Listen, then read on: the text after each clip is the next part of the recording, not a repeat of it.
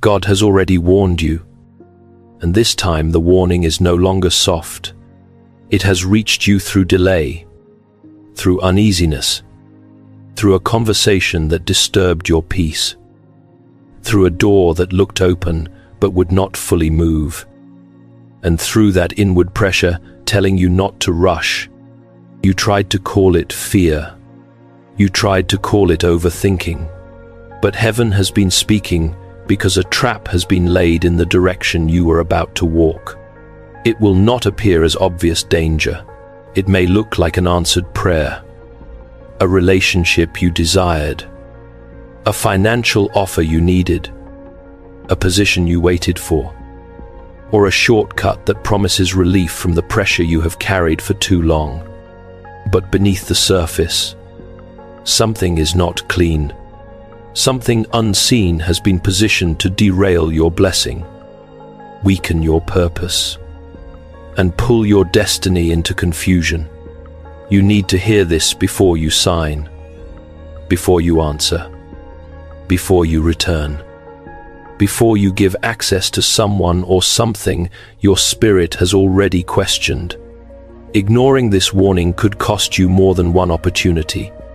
It could cost you peace, clarity, time, confidence, and the strength required for the assignment God placed on your life.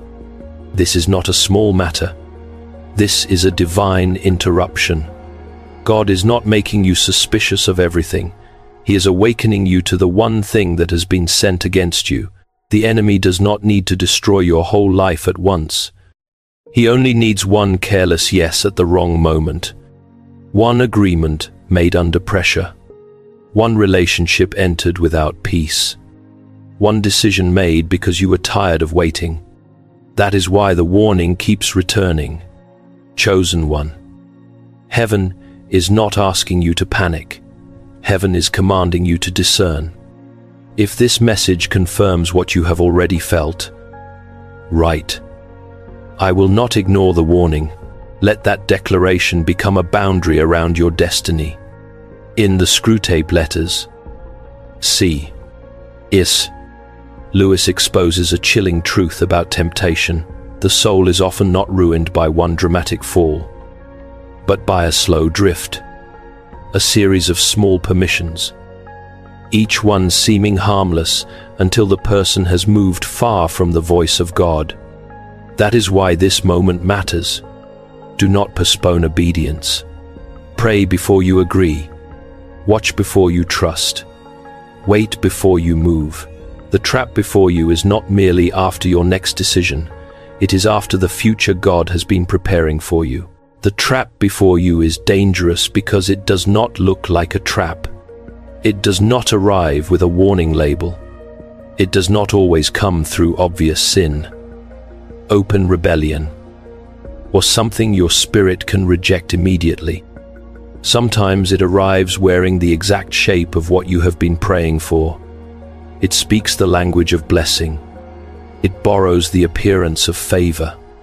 It comes with timing that feels almost perfect, with words that touch the places where you are tired, lonely, pressured, or desperate for change.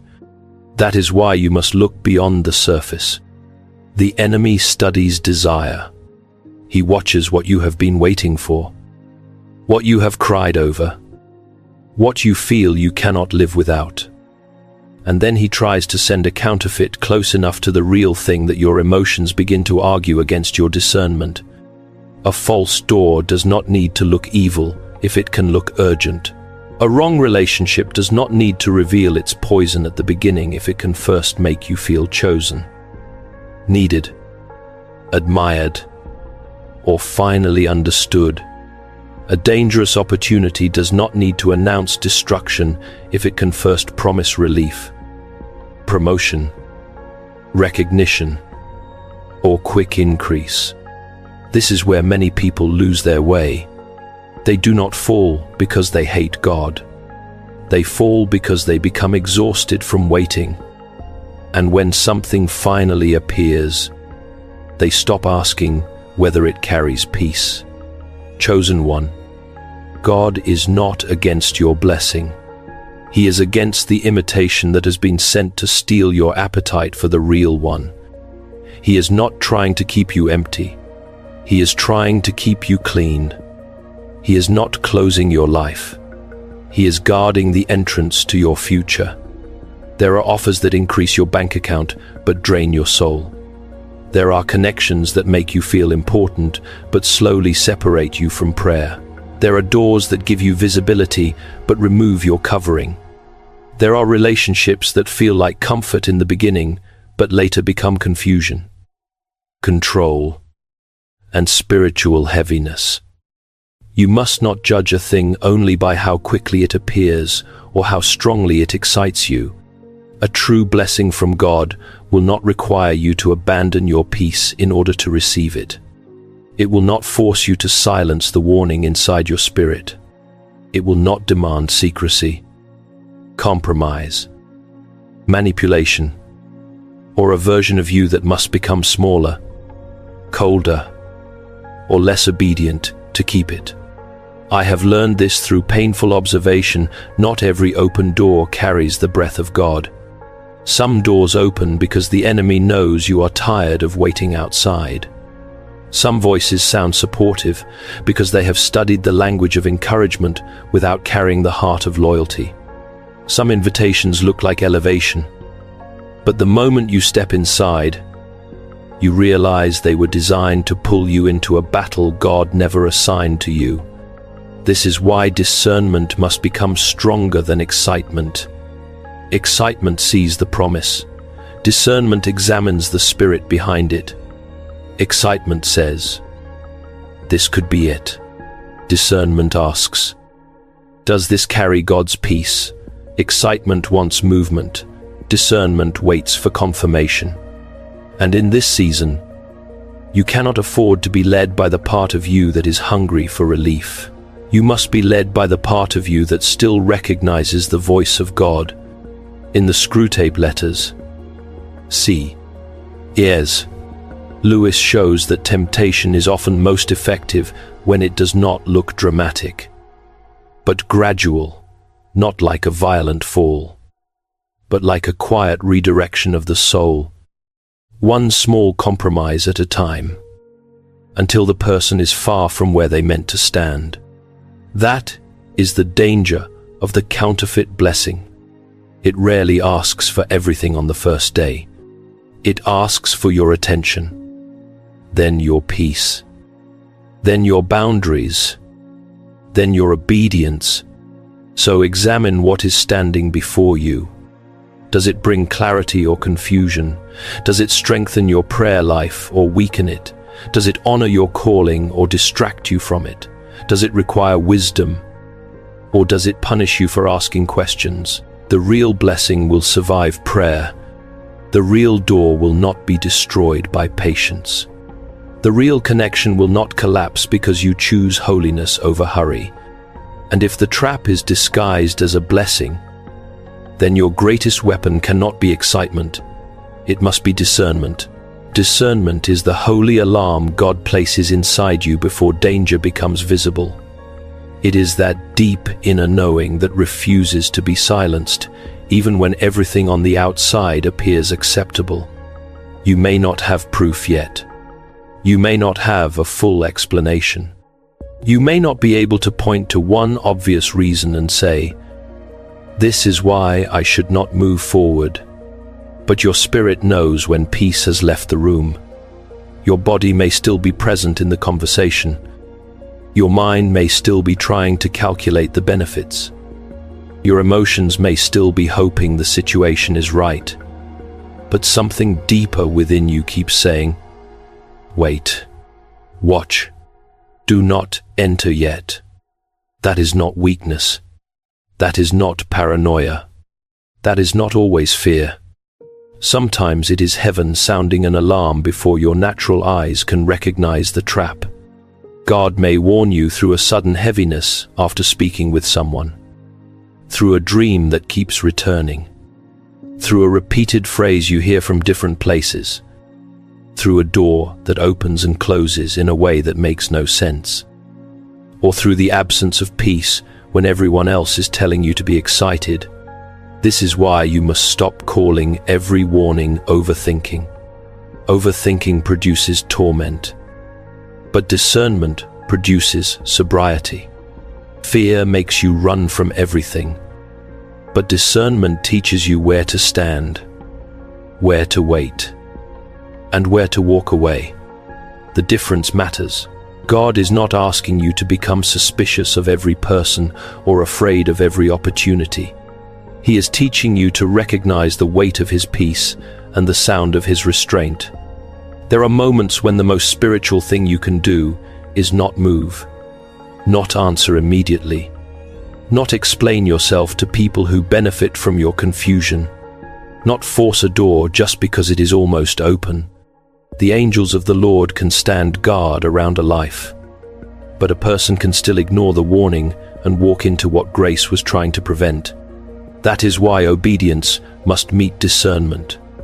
In the next 24 hours, practice this sacred pause. Do not make a major decision while your spirit is unsettled. Take a page. Write down what is being offered, what feels hidden, and what happens inside you when you imagine saying yes. Then pray with honesty, not performance.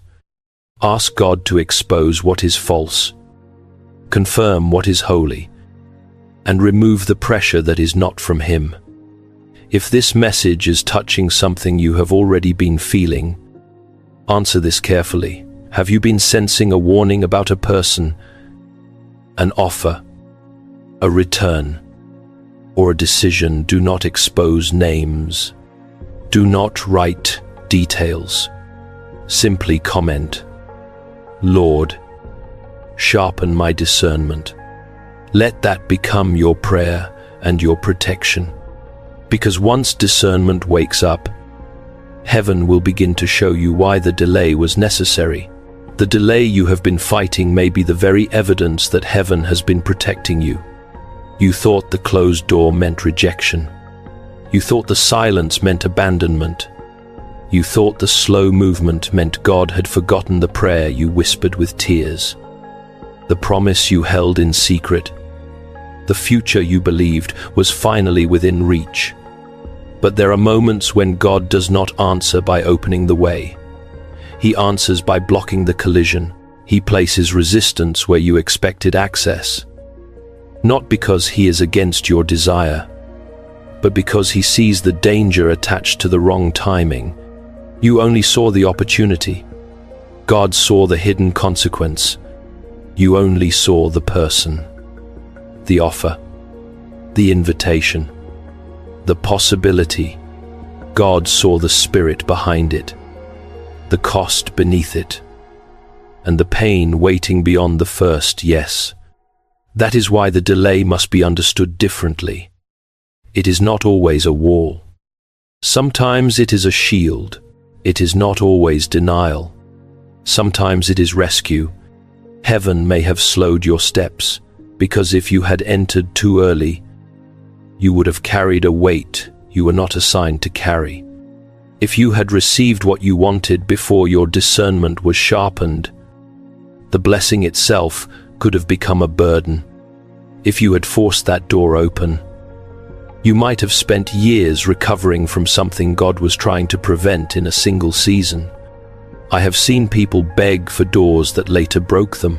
I have watched others fight for relationships that slowly drained their prayer life, their confidence, and their peace. I have learned that sometimes the mercy of God feels like disappointment at first, because the soul does not always recognize protection when it arrives dressed as delay.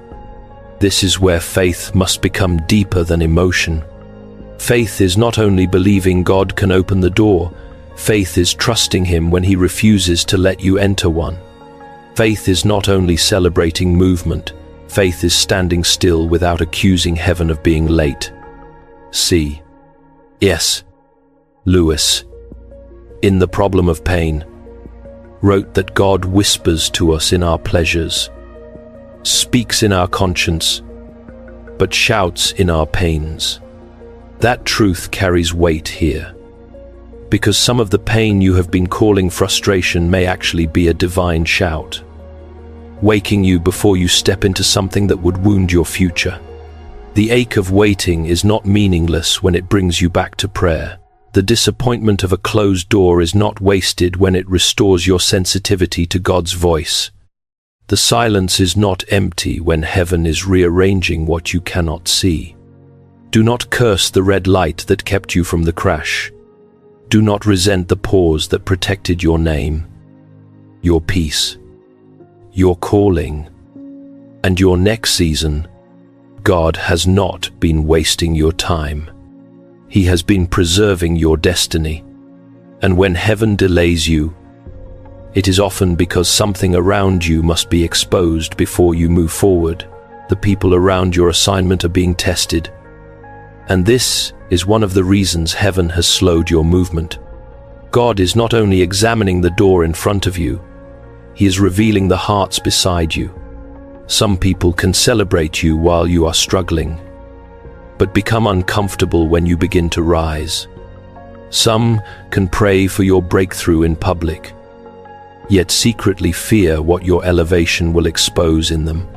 Some do not hate you loudly, they simply drain you quietly.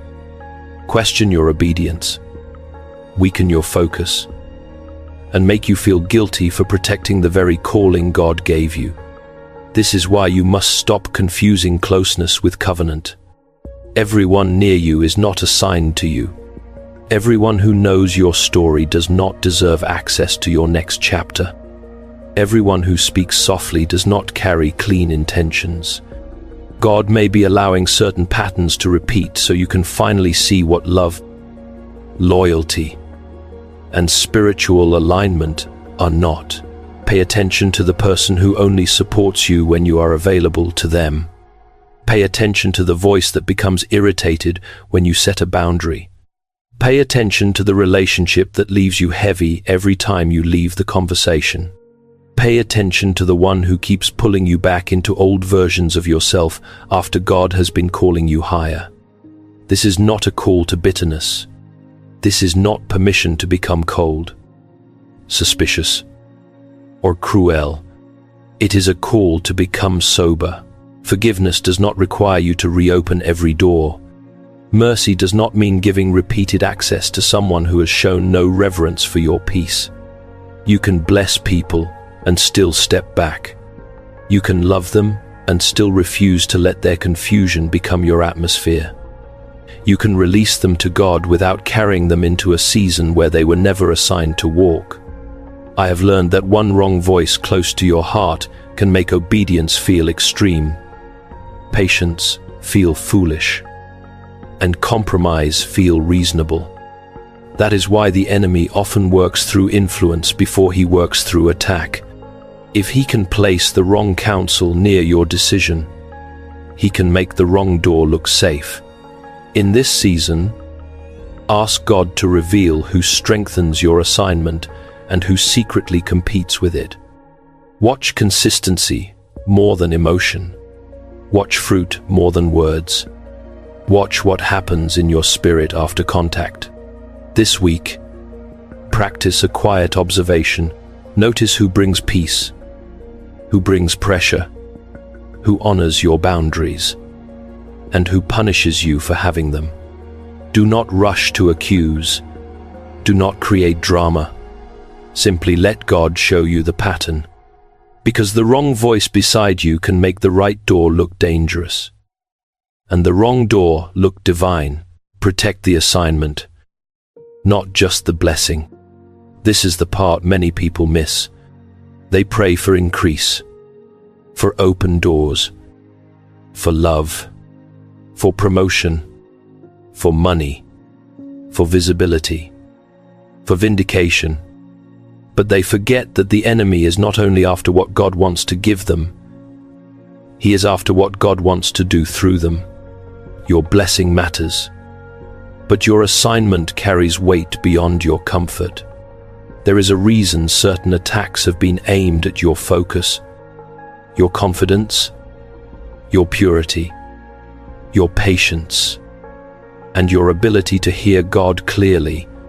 The trap was never only about one relationship, one offer, one conversation, or one decision. It was designed to pull you out of alignment so slowly that you would still look busy, still look successful, still look functional, while becoming spiritually distracted from the very thing heaven marked your life to carry. That is why you cannot treat this warning casually. You are not being called to protect an image. You are being called to protect a mantle. You are not being asked to defend your ego. You are being trained to guard your obedience. A chosen person cannot enter every argument, answer every accusation, entertain every attraction, or chase every opportunity simply because it appears. Some doors are distractions with polished handles. Some conversations are traps wearing the mask of closure. Some relationships are emotional cages decorated like comfort. Some opportunities offer elevation while quietly demanding compromise. God is teaching you to move differently because the assignment on your life requires a different level of discipline. Do not tell everyone what heaven is showing you. Do not sign what your spirit has not approved. Do not respond while your emotions are burning. Do not return to a place just because loneliness has made the past look safer than it was. For the next 3 days, practice a sacred pause. Before any major decision, pray first. Write down what you are feeling. Wait for peace. And refuse to act from pressure.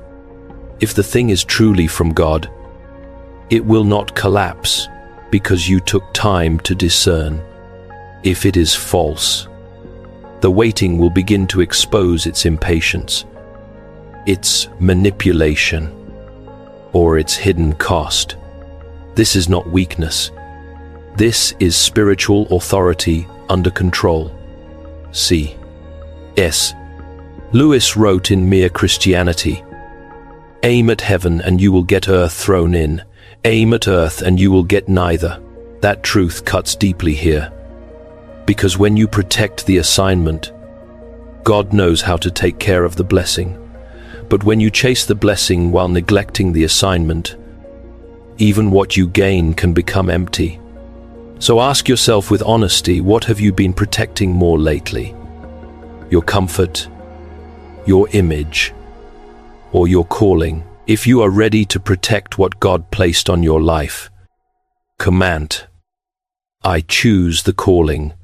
Let that be your line in the spirit, because once you choose the calling over the counterfeit, heaven begins to move with a force you cannot manufacture. What heaven is releasing after the trap is broken will not look like the thing you almost settled for. It will carry a different weight, a cleaner peace, a stronger confirmation, and a holy order that does not require you to betray your discernment in order to receive it. The counterfeit came with pressure, confusion, secrecy, and emotional noise. But what God releases after exposure comes with clarity. It may still require courage. It may still stretch your faith. It may still ask you to walk into unfamiliar territory. But it will not poison your spirit while promising to bless your life. That is how you will know the difference. When the trap loses power, your peace begins to return. The heaviness lifts. The fog clears. The voice of God becomes easier to recognize again. You stop feeling forced to explain what your spirit already knows. You stop chasing doors that require you to abandon yourself. You stop begging for access to places that never had the grace to carry you. And suddenly, what once felt like a loss begins to reveal itself as protection. The person who walked away was not the end of your story. The offer that collapsed was not the death of your future. The delay that frustrated you was not wasted time. Heaven was clearing the path, removing what could not go with you, and preparing a door that would not demand the destruction of your peace as the price of entry. This is where acceleration begins. Not the reckless acceleration of human ambition, but the holy acceleration that comes after obedience. When you refuse the counterfeit, you make room for the appointed thing. When you stop negotiating with confusion, you become available for clarity. When you release what God has exposed, you create space for what God has prepared. There are divine connections waiting beyond the trap. People who will not compete with your calling but strengthen it. Opportunities that will not pull you away from prayer but confirm what heaven has already spoken. And assignments that will not flatter your ego but awaken your obedience. You are not being emptied for nothing. You are being cleared for alignment. You are not being stripped to shame you. You are being separated so the next season does not carry the contamination of the last one. This is why you must not grieve the counterfeit as if it were the promise. Do not build a memorial around what God removed. Do not keep rehearsing the disappointment until it becomes an altar in your mind. Let it go with reverence. Let it go with wisdom. Let it go knowing that God did not expose it to torment you, but to free you before attachment became bondage. I have learned that some of the greatest breakthroughs do not begin with receiving more. They begin with finally being delivered from what was quietly draining the life out of you. Sometimes the miracle is not the door opening. Sometimes the miracle is the desire for the wrong door dying in your heart. That is when you become dangerous to the enemy, because you can no longer be purchased by urgency, flattery, loneliness, or fear. C.S. Lewis wrote in The Weight of Glory that our desires are often not too strong, but too weak, because we settle for lesser things when a greater joy is being offered. That truth belongs here. The trap tried to make you settle for a lesser thing that looked immediate, while God was guarding a greater thing that required patience. Do not mistake the waiting for absence. Heaven has been arranging what your obedience will soon be ready to receive. Clean opportunities are coming. Restored confidence is coming. Peace without confusion is coming. Favor without compromise is coming. Relationships with spiritual integrity are coming. A stronger version of you is rising from this warning. One who no longer runs toward every open door. One who can recognize the difference between attraction and assignment. One who understands that being chosen is not only about receiving blessings, but surviving the traps sent to stop them. The trap was not the end of your story. It was the final test before elevation. But before this message closes, there is one final instruction you must not ignore. Here is the final instruction: do not move until your peace returns. Do not answer from panic. Do not sign from pressure. Do not return because loneliness has made the past look holy. Do not accept what requires you to silence the very warning God placed inside you. This is the hour to become still, not passive, not afraid, not confused, but still enough to hear the difference between divine direction and emotional urgency. The trap has been exposed, and now your obedience must become stronger than your appetite for quick relief. Tonight, before you sleep, take one decision you have been rushing toward and place it before God with complete honesty. Do not decorate the prayer. Do not perform strength. Say it plainly, Lord. If this door was sent to destroy my peace, close it. If this connection was sent to weaken my calling, expose it. If this opportunity is not from you, remove my desire for it. Give me peace only for what carries your hand. Then wait, not with fear, but with reverence. Wait without forcing the answer to sound like what you already wanted. Wait without negotiating with the warning. Wait without calling disobedience wisdom just because it gives you temporary comfort. For the next 72 hours, practice the sacred pause. Write down the decision. Write down what attracts you to it. Write down what troubles you about it. Then ask yourself with spiritual honesty, does this draw me closer to God? Or does it make me hide from Him? Does this strengthen my assignment? Or does it scatter my focus? Does this bring peace? Or does it demand that I ignore the absence of peace? These questions are not small. They are gates. They are guards. They are the kind of questions that